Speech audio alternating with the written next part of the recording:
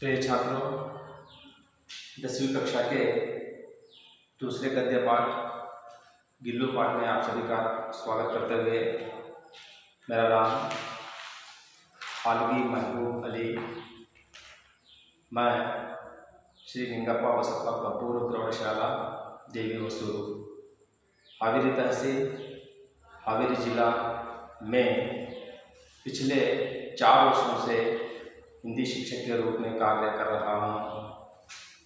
तो चलिए छात्रों, आज हम 10वीं कक्षा के दूसरे गद्य पाठ गिल्लू के पाठ के बारे में अध्ययन करेंगे। अब सभी अपने अपनी पुस्तकें खोलकर पृष्ठ संख्या 18 में लेखिका का परिचय देखें। महादेवी वर्मा जी की विश्व स्तर की कवयित्री हैं। देखिए, मैंने यहाँ पर शामपट पर कुछ महादेवी वर्मा के संक्षिप्त में परिचय लिखा हुआ है। महादेवी वर्मा एक विश्व स्तर की कवयित्री थी और महादेवी वर्मा को आधुनिक मीरा नाम से भी पुकारा जाता था। इस आधुनिक मीरा अर्थात महादेवी वर्मा का जन्म 24 मार्च 1907 को हुआ। महादेवी वर्मा का जन्म स्थान है फर्रुखाबाद। फर्रुखाबाद में महादेवी वर्मा जी का जन्म 24 मार्च 1907 को हुआ। और उनके माता पिता इस प्रकार हैं। उनके पिता गोविंद प्रसाद थे और माता हेमा रानी थी। यहाँ प्रयाग के विश्वविद्यालय में संस्कृत भाषा में MA की उपाधि महादेवी वर्मा ने प्राप्त की थी और उसी प्रयाग के महिला विश्वविद्यालय में प्रधान अध्यापिका का पद भी संभाला और अर्थात उस प्रयाग महिला विद्यापीठ में प्रधान अध्यापिका बनी। और महादेवी वर्मा गद्य और पद्य दोनों की रचना की है। और महादेवी वर्मा जी की कुछ प्रमुख रचनाएं इस प्रकार हैं। आप यहाँ शामपट पर देख सकते हैं। यामा, संध्या गीत, दीपशिखा, नीरजा, निहार, अतीत के चलचित्र, स्मृति की कड़ियां, क्षमा कीजिए, स्मृति की रेखाएं, पथ के साथी, मेरा परिवार, श्रृंखला की कड़ियां आदि महादेवी वर्मा द्वारा रचित यह उनकी प्रमुख रचनाएं हैं। और इन प्रमुख रचनाओं के कारण उन्हें अनेक पुरस्कार भी प्राप्त हैं। यहाँ पर देखिए, शेक्सपियर पुरस्कार उन्हें प्राप्त हुआ है, मंगल प्रसाद पुरस्कार उन्हें प्राप्त हुआ है, द्विवेदी पदक आदि पुरस्कारों से महादेवी वर्मा जी को सम्मानित किया गया है। इस महान कवयित्री का निधन सन 1987 सितंबर में हुआ। देखिए, यहाँ पर इस महान कवयित्री का परिचय आप सभी छात्रों ने प्राप्त किया है। महादेवी वर्मा द्वारा रचित गिल्लू पाठ आज हम अध्ययन करेंगे। तो सभी छात्र पृष्ठ संख्या 13 में देखिए, गिल्लू पाठ को लिखते समय महादेवी वर्मा जी का भी एक उद्देश्य होता है, एक आशय होती है। सभी कवि या लेखक की एक आशय होती है। इसी प्रकार महादेवी वर्मा जी की भी एक आशय है इस पाठ से। देखिए, इस पाठ से स्नेह भाव तथा प्राणी दया की सीख मिलती है। पशु पक्षियों के स्वभाव और उनके जीवन शैली के साथ साथ उनके प्रति महादेवी वर्मा जी के प्रेम से बच्चे परिचित होते हैं। देखिए यहाँ इस पाठ का आशय अर्थात उद्देश्य है। स्नेह भाव तथा प्राणी दया की सीख इस पाठ में मिलती है छात्रों, और पशु पक्षियों के स्वभाव के बारे में आपको कुछ जानकारी इस पाठ में मिल जाएगी। और पशु पक्षियों के साथ महादेवी वर्मा जी का लगाव कैसा था, पशु पक्षियों को महादेवी वर्मा ने किस प्रकार स्नेह करती थी, उसका भी आपको परिचय इस पाठ में मिल जाएगा। तो सभी छात्र ध्यान से अपने अपनी पुस्तकें देखें। अचानक एक दिन सवेरे कमरे से बरामदे में आकर मैंने देखा 2 कौवे एक गमले के चारों ओर चोंचों से चूवा चंबोवल जैसा खेल रहे हैं। अचानक एक दिन महादेवी वर्मा ने अपने कमरे से निकलकर अपने घर के बरामदे में आकर देखा तो 2 कौवे अपने चोंचों से चूहा चंबोवल जैसा खेल रहे थे। यह काकभूषणी भी विचित्र पक्षी है। ये एक साथ समादरित, अनादरित, अति सम्मानित, अति अवमानित। उन 2 कौवों को देखकर महादेवी वर्मा जी ने सोचने लगी, यह काकभूषणी अर्थात पुराणों में कौवे को काकभूषणी कहा गया है। यह काकभूषणी भी एक विचित्र पक्षी है। कभी कभार सम्मान के रूप में प्रयुक्त होता है और कभी कभार अवमान के रूप में प्रयुक्त होता है। इस प्रकार उन कौवों को देखकर महादेवी वर्मा ने सोचने लगी, हमारे बेचारे पुरखे न गरुड़ के रूप में आ सकते हैं, न मयूर के, न हंस के।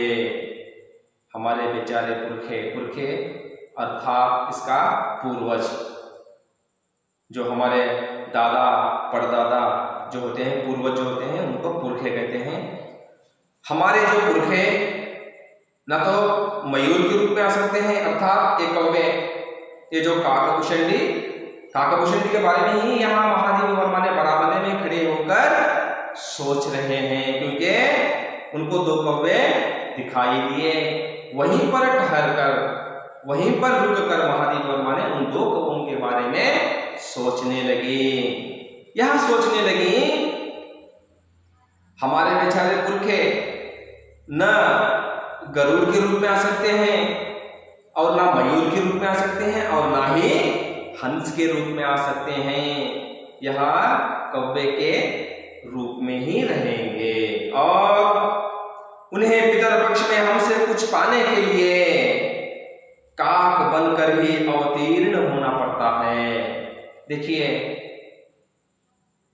जो निधन के बाद जो कार्य होता है, श्रद्धा के जैसे जो कार्य चलता है, जो नियम चलते रहते हैं, तो तब जो उनका वो भोजन, जो उनके श्रद्धा के तौर पर जो भोजन हम समर्पित करते हैं, उस समय ना तो मयूर पक्षी आएगी, ना तो गरुड़ आएगा और ना ही हंस आएगा, कोई भी नहीं आएगा। आएगा तो सिर्फ केवल कौवा ही आएगा।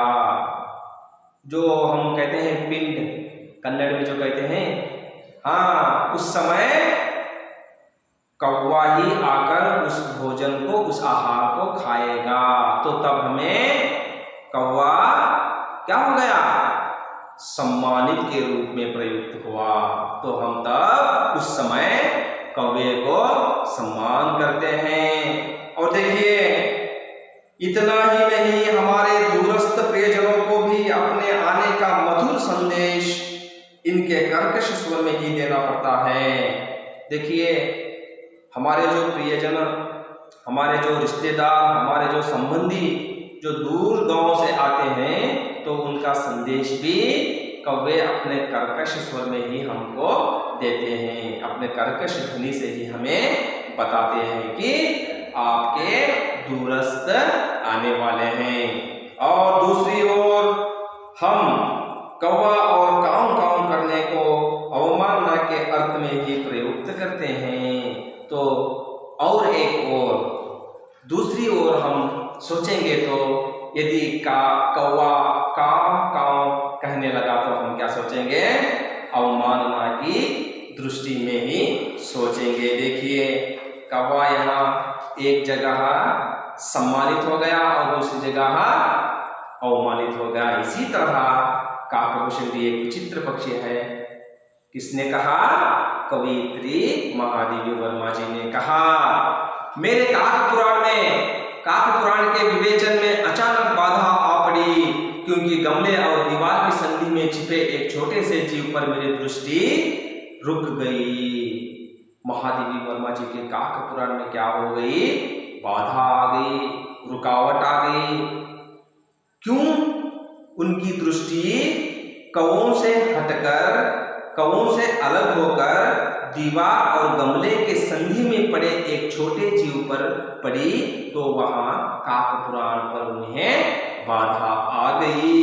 निकट जाकर देखा, गिलहरी का एक छोटा सा बच्चा है जो संभवतः घोंसले से गिर पड़ा है और अब कौवे जिसमें सुलभ आहार खोज रहे हैं। बरामदे में खड़े होकर ही महादेवी वर्मा ने काकभूषणी के बारे में सोचने लगी थी। जब कौओं से उनकी दृष्टि हटकर उस दीवार और संधि के बीच में पड़े छोटे जीव पर पड़ी, तो तब निकट जाकर महादेवी वर्मा ने पास जाकर, समीप जाकर उन्होंने देखा एक छोटा सा बच्चा संभवतः अभी अभी घोंसले से गिर पड़ा है। इसीलिए यह दो कौवे इस जीव को खाने के लिए, अपना आहार बनाने के लिए अपने काव काव कर रहे हैं। इस प्रकार महादेवी वर्मा ने सोचा।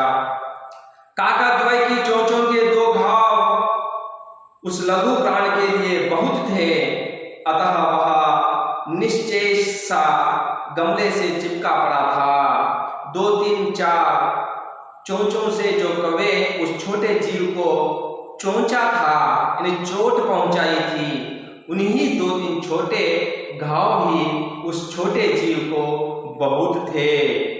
वह घाव को सह नहीं रहा था वह छोटा जीव।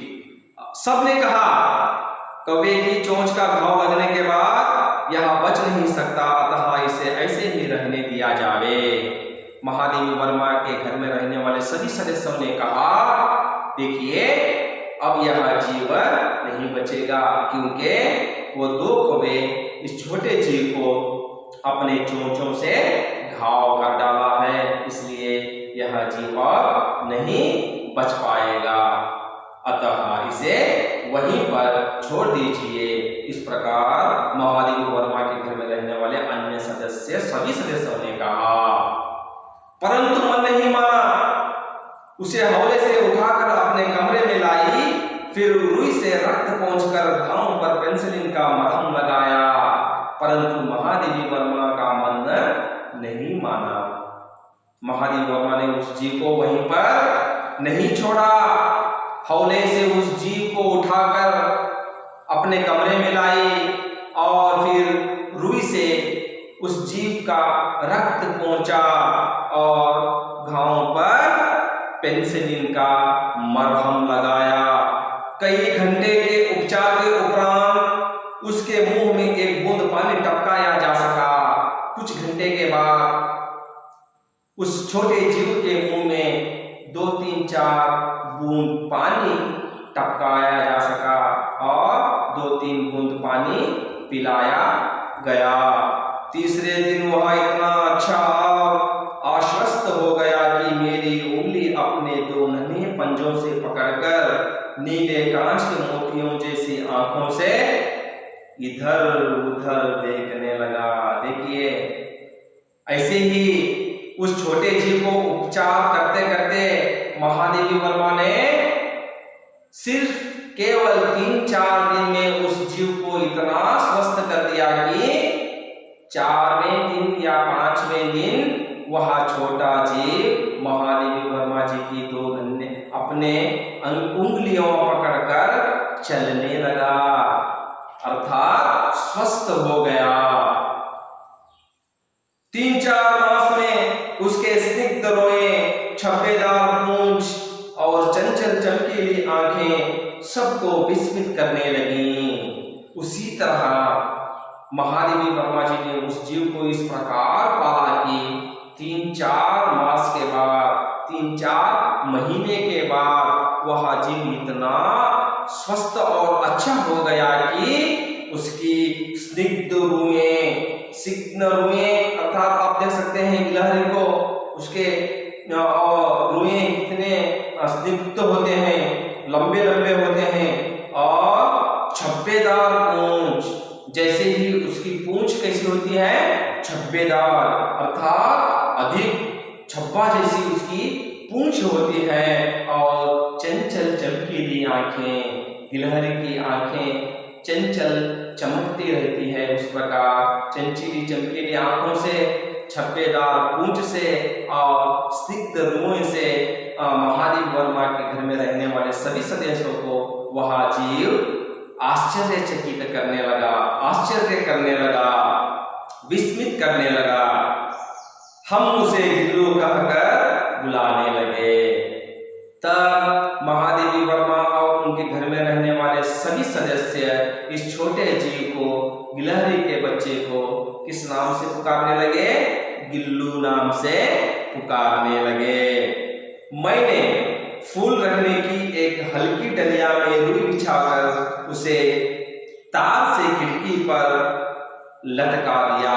तब महादेवी वर्मा ने अपने कमरे में खिड़की के पास ही एक तार लटकाकर एक डलिया में कुछ रुई बिछाकर उसे महादेवी वर्मा ने गिलहरी को अर्थात गिल्लू को घर बनाकर तार से लटका दिया। 2 वर्ष वही गिल्लू का घर रहा।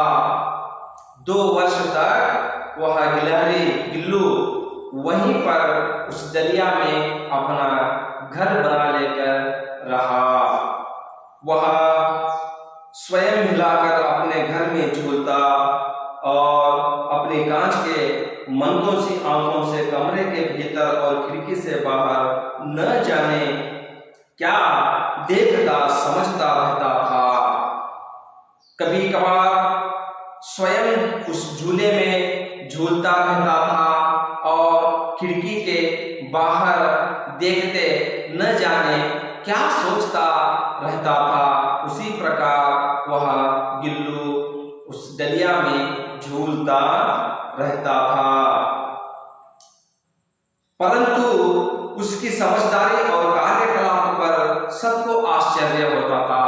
परंतु लेकिन गिलहरी अर्थात गिल्लू के कार्य को देखकर महादेवी वर्मा और उनके घर में रहने वाले सभी सदस्यों को आश्चर्य होता था। क्यों आश्चर्य होता था? देखिए, जब मैं लिखने बैठती तब अपनी ओर मेरा ध्यान आकर्षित करने की उसे इतनी तीव्र इच्छा होती थी कि उसने एक अच्छा उपाय खोज निकाला। देखिए, जब महादेवी वर्मा कुछ लिखने बैठ जाती तो गिलहरी अर्थात गिल्लू एक अच्छा उपाय खोज निकाला था। वह उपाय क्या था?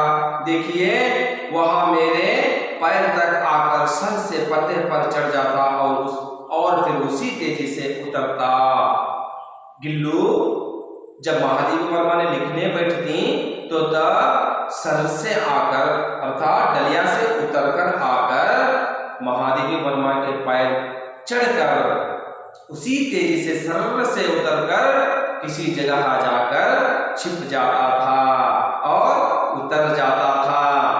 उसका यह दौड़ने का क्रम तब तक चलता जब तक मैं उसे पकड़ने के लिए न उठती।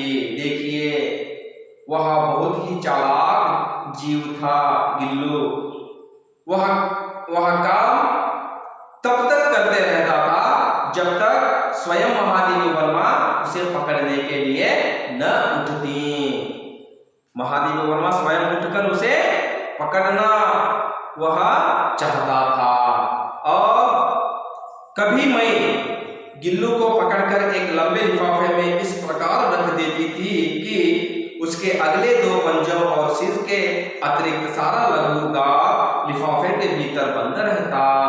देखिए, जब महादेव वर्मा ने उठकर उस छोटे से जीव गिल्लू को पकड़कर एक लंबे लिफाफे में अर्थात इस प्रकार का एक लिफाफा, उस लिफाफे में जब महादेव वर्मा लिखने बैठती थी ना, उस दीवार के सहारे उस लिफाफे में उस गिल्लू को उतार कर रख देती थी। इस प्रकार रख देती थी कि उसका पूरा गाल शरीर उस लिफाफे में बंद रहता था। केवल अगले 2 पंजे, सामने के 2 पंजे और इतना सिर मात्र बाहर दिखता था। सभी लघु गाल उसका उस लिफाफे के अंदर बंद रहता था। इस अद्भुत स्थिति में कभी कभी घंटों मेज पर दीवार के सहारे खड़ा रहकर वहां अपनी चमकीली आंखों से मेरा कार्यकलाप देखा करता। उसी तरह उसी स्थिति में कई घंटे तक वहां गिल्लू को रहना पड़ता था और महादेव वर्मा का कार्य देखते वहां उसी स्थिति में कई घंटे रहता था। भूख लगने पर चिक चिक करके मानो वहां मुझे सूचना देता और काजू या बिस्कुट मिल जाने पर उसी स्थिति में लिफाफे से बाहर वाले पंजों से पकड़कर उसे उतरता रहता। उसी लिफाफे में रहते रहते घंटों के बाद जब गिल्लू को भूख लग जाती तो तब वह चिक चिक शब्द करके, चिक चिक आवाज देके महादेव वर्मा को सूचना देता कि मुझे भूख लगी हुई है। तब महादेव वर्मा ने समझ जाती थी कि यह जीव को, यह गिल्लू को अब भूख लगी है, इसे खाने देना चाहिए। यह समझकर काजू या बिस्कुट देती थी तो उसी स्थिति में अगले वाले 2 पंजों से उसे खाता रहता था। फिर गिल्लू के जीव का प्रथम वसंत आया। जैसे ही ऋतु समय के आधार पर होता है, गिल्लू का भी वसंत आ गया। जैसे बाहर जाकर खेलना, उसका वसंत आया तो तब बाहर की गिलहरियां खिड़की की जाली के पास आकर चिक चिक करके ना जाने क्या कहने लगी। यह गिल्लू अर्थात गिलहरी महादेव वर्मा जी के कमरे में खिड़की के पास ही था और उस खिड़की के पास बाहर वाली बहुत सारी गिलहरियां आकर चिक चिक शब्द से यह अंदर वाली गिलहरी अर्थात गिल्लू को बुलाने लगती थी। न जाने क्या क्या बातचीत करती रहती थी और गिल्लू को जाले के पास बैठकर अपनेपन से बाहर झांकते देखकर मुझे लगा कि इसे मुक्त करना आवश्यक है। तब महादेव वर्मा ने दूसरे गिलहरियां खिड़की के पास बैठकर चिक चिक करके अंदर वाली गिलहरी गिल्लू को बुलाते देखा तो महादेव वर्मा को समझ में आया तो मैं इस गिलहरी को अब मुक्त कर देना आवश्यक है, जरूरी है। तो तब महादेव वर्मा ने यह सोचा, मैंने कीले निकालकर जाली का एक कोना खोल दिया और इस मार्ग से गिल्लू ने बाहर जाने पर सचमुच ही मुक्ति की सांस ली। जब महादेव वर्मा ने सोचकर उस खिड़की की कीले अर्थात जो लोहे वाली जो सलाखें होती हैं उस सलाखों को हटाकर निकालकर महादेव वर्मा ने उस गिल्लू को बाहर जाने और आने का मार्ग बनाया और सचमुच ही गिल्लू उस रास्ते से या मार्ग से बाहर जाकर मुक्ति की सांस ली। इतने छोटे जीव को घर में पले कुत्ते बिल्लियों से बचना भी एक समस्या ही थी। जब महादेव वर्मा ने सोचने लगी यह जीव अब बाहर जाकर खेलना ही उचित है, क्योंकि मैंने अनेक बिल्लियां पाला है, कुत्ते पाला है, उन कुत्ते और बिल्लियों से भी इस जीव को बचाना है। तो यह जीव बाहर जाकर यदि खेलेगा तो बच जाएगा। इस प्रकार महादेव वर्मा ने सोचा। मेरे कमरे से बाहर जाने पर वह भी खिड़की की खुली जाली की राह बाहर चला जाता और दिन भर गिलहरियों के झुंड का नेता बना हर डाल पर उछलता कूदता रहता और ठीक 4 बजे वह खिड़की से भीतर आकर अपने झूले में झूलने लगता। देखिए कितना होशियार और कितना चालाक था वह गिलहरी। जब महादेवी वर्मा बाहर चले जाती तो यह जीव भी वह डलिया अर्थात गिल्लू का घर उस डलिए से धीरे नीचे उतरकर उस खिड़की के मार्ग से बाहर चले जाता। जो ही महादेवी वर्मा कुछ काम के लिए बाहर चले जाती तब गिल्लू भी अपने डलिए से उतरकर बाहर गिलहरियों के साथ खेलने चला जाता। बहुत सारे गिलहरियों के साथ मिलजुल कर खेलता, एक पेड़ से दूसरे पेड़ में उछलता कूदता रहता था और सभी गिलहरियों का नेता अर्थात मुख्यस्थ बनकर बड़ा बनकर झूलता कूदता रहता।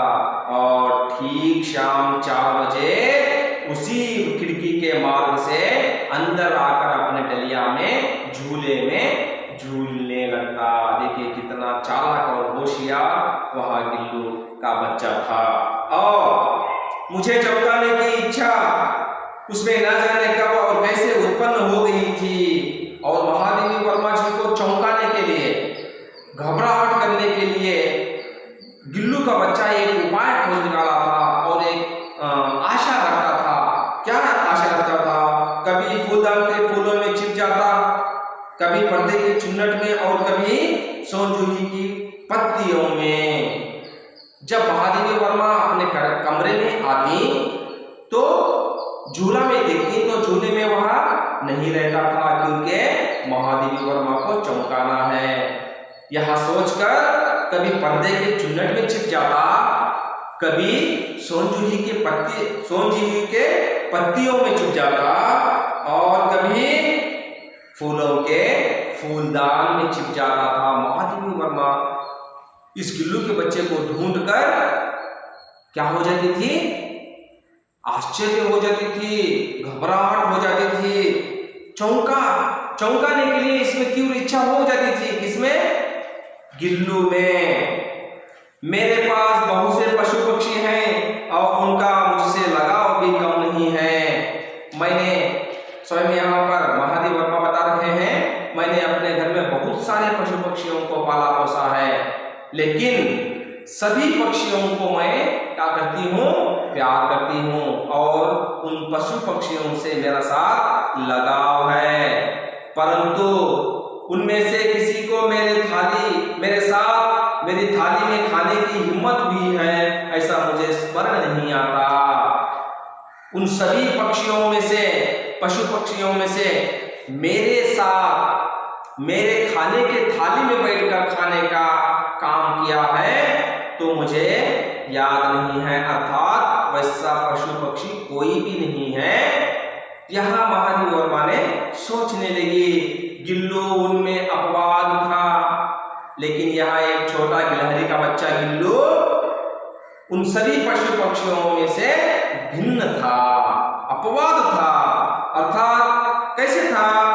मैं जैसे ही खाने के कमरे में पहुंचती, वह खिड़की से निकलकर आंगन की दीवार बरामदा पार करके मेज पर पहुंच जाता और मेरी थाली में बैठ जाना चाहता।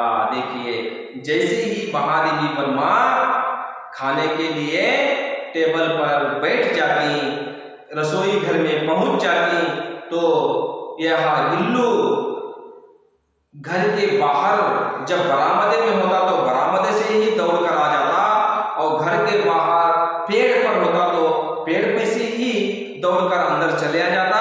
इसी तरह आकर महादेवी वर्मा के थाली में ही बैठकर खाने का प्रयत्न करता था। बड़ी कठिनाई से मैंने उसे थाली के पास बैठाना सिखाया, जहां बैठकर वह मेरी थाली में से एक एक चावल उठाकर बड़ी सफाई से खाता रहता।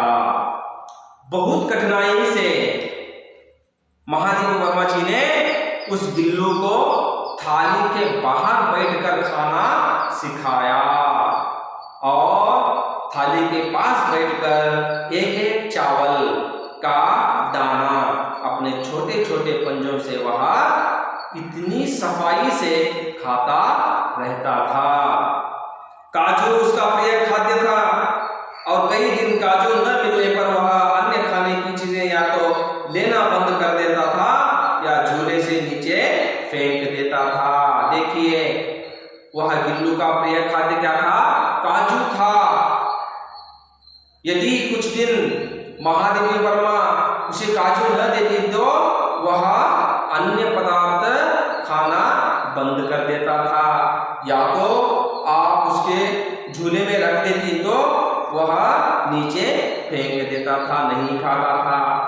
उसका प्रिय खाद्य काजू आप उसे दे दें तो वह पूरा खा जाता था।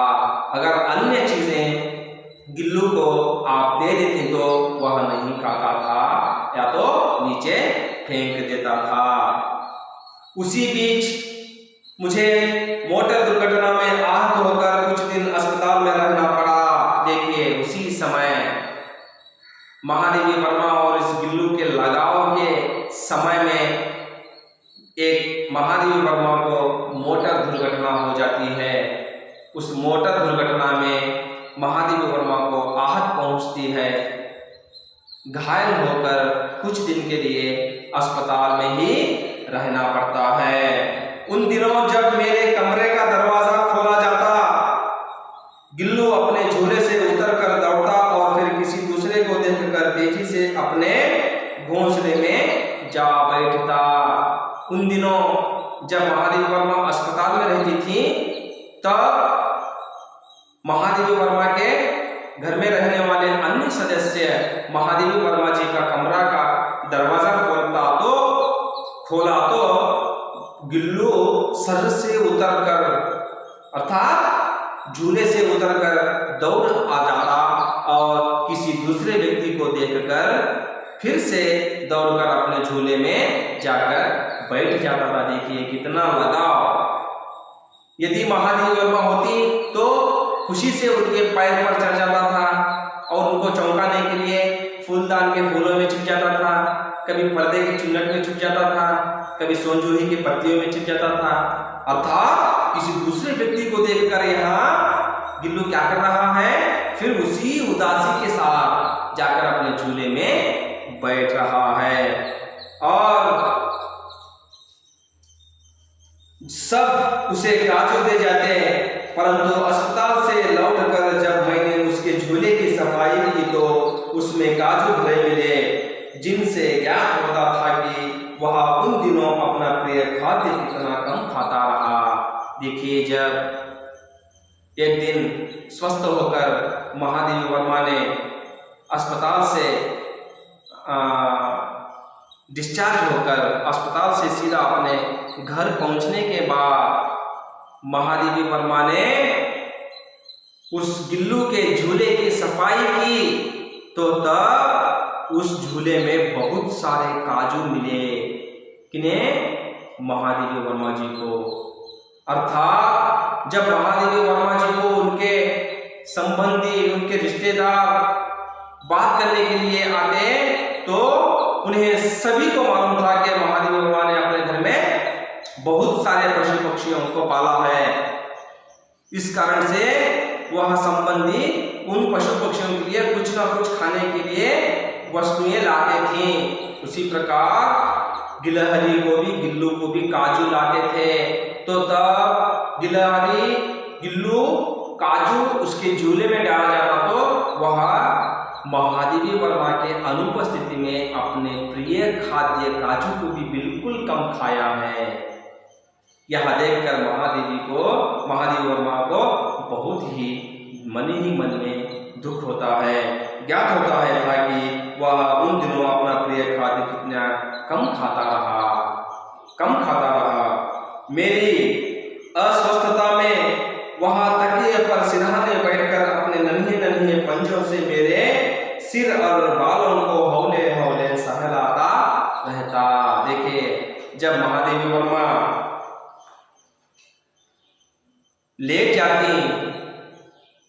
पलंग पर लेट जाती तो झूले से उतरकर नीचे आकर महादेवी वर्मा के सिरहाने बैठकर वह गिल्लू छोटा सा जीव महादेवी वर्मा जी के सिर पर ऐसे अपने नन्हे पंजों से हौलाता सहलाता रहता था और महादेवी वर्मा जी को सिर के पास बैठकर अपने नन्हे पंजों से सहलाता रहता था। गर्मियों में जब मैं दोपहर में काम करती रहती तो गिल्लू बाहर जाता, न अपने झूले में बैठता। गर्मियों के समय महादेवी वर्मा जो बाहर बैठकर अपना कार्य करती रहती तो गिल्लू ना तो बाहर जाता था और ना ही अपने झूले में बैठता था। तो क्या करता था, वह मेरे पास रखी सुराही पर लेट जाता और इस प्रकार समीप भी रहता और ठंडक में भी रहता। देखिए कितना अच्छा उपाय खोज निकाला था गिल्लू। क्या करता था, वह बाहर बरामदे में जो रखी सुराही पर पास ही महादेवी वर्मा बैठकर अपना कार्य करती रहती थी, इसलिए वह बाहर खेलने भी नहीं जाता था और अपने झूले में भी नहीं रहता था। महादेवी वर्मा के पास क्यों ना क्यों सोचकर मैंने महादेवी वर्मा के पास ही रहना है, यहाँ सोचकर महादेवी वर्मा के पास रखी हुई सुराही के ऊपर लेट जाता था। उसको दो फायदे थे। एक फायदा था गर्मी से ठंडक मिलना और महादेवी वर्मा के समीप हो जाना। देखिए दो फायदे गिल्लू को मिलते थे। गिलहरियों के जीवन की अवधि 2 वर्ष से अधिक नहीं होती, अतः गिल्लू की जीवन यात्रा का अंत आ ही गया। देखिए गिलहरियों की जीवितावधि 2 वर्ष से अधिक नहीं होती। इस गिल्लू की भी अंतिम यात्रा आ पहुंची, अर्थात इस गिल्लू को भी 2 वर्ष होने हो गए। अब गिल्लू के जीवन की यात्रा समाप्त होने आ गई। तो तब देखिए दिन भर उसने न कुछ खाया न वह बाहर गया। उसका निधन का समय आ गया। उस गिलहरी के बच्चे का, गिल्लू का निधन का समय आ गया। 2 वर्ष हो गए। तो उस दिन वह गिल्लू न कुछ खाया और न बाहर गया, झूले में ही घर पर ही रहने लगा। पंजे इतने ठंडे हो रहे थे कि मैंने जागकर हीटर जलाया और उसे उष्णता देने का प्रयत्न किया।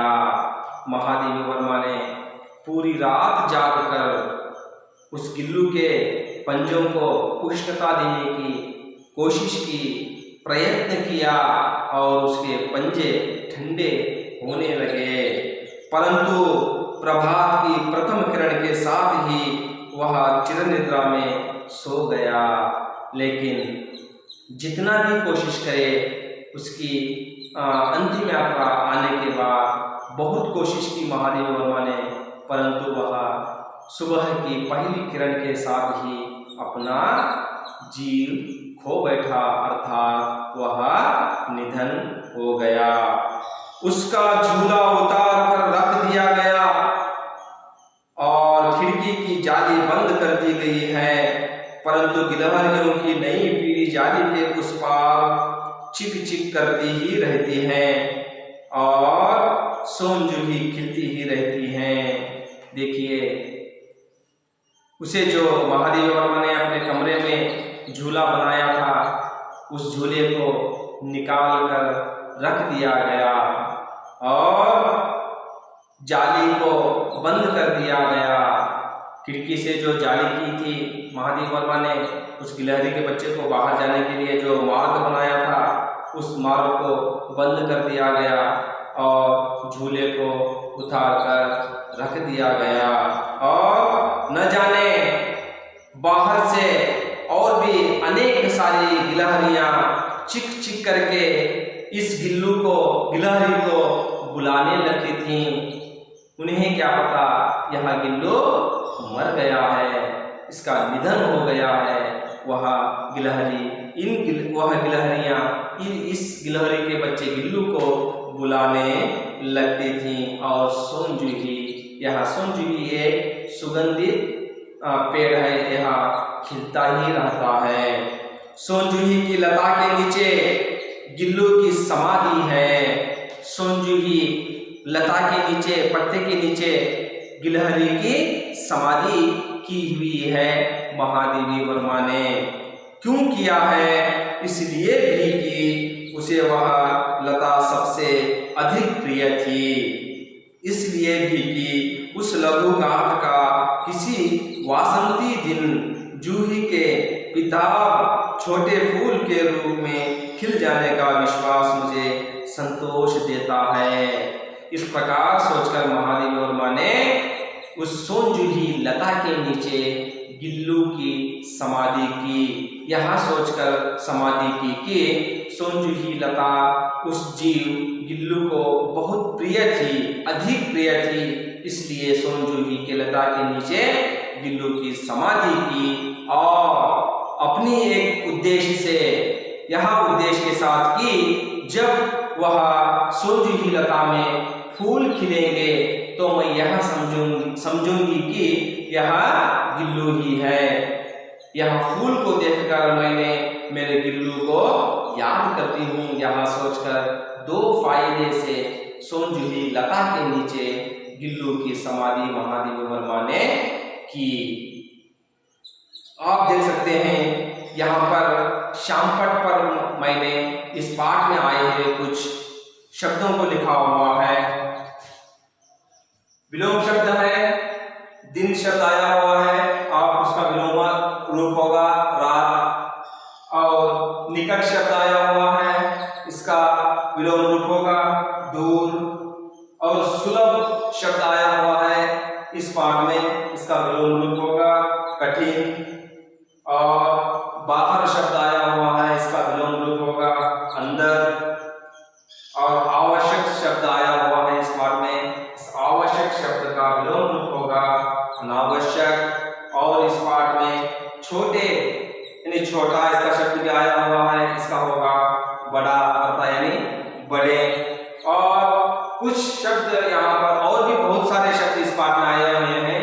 यदि आप कोई भी शब्द आपको न पता चले, न मालूम हुआ हो तो आप मुझे पूछें, मैं आपको बताऊंगा। और यहाँ पर देखिए एक वचन बहुवचन शब्द आया हुआ है गिलहरी, इसका बहुवचन होगा गिलहरियां। और पंजा शब्द आया हुआ है, इसका बहुवचन रूप होगा पंजे।